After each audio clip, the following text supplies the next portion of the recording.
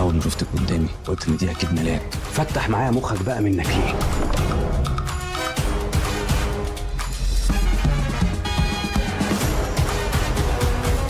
فاكيد متحمس لفيلم درويش، واكيد من الافلام اللي هتفرج عليها وهشوفها، فمتحمس له ومستنيه. فانا عايزك برضو تقول لي رايك، هل انت متحمس للفيلم؟ وهل شفت الاعلان؟ وهل الاعلان قدر يشدك زي ما شدني واتحمست للاحداث القليله جدا اللي ظهرت في الاعلان ولا لا؟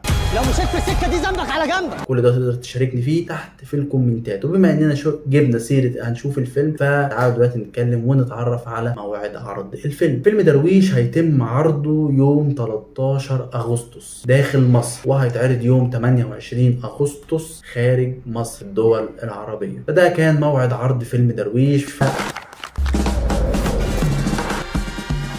بعرفش اقول لك لا يا زبير. كل اللي اتحقق في الدنيا كان اصله شخص حلم، والناس قالوا له استحاله. فعلا تبقى مستحيله لحد ما بتتحقق وانت تدرس كحاله.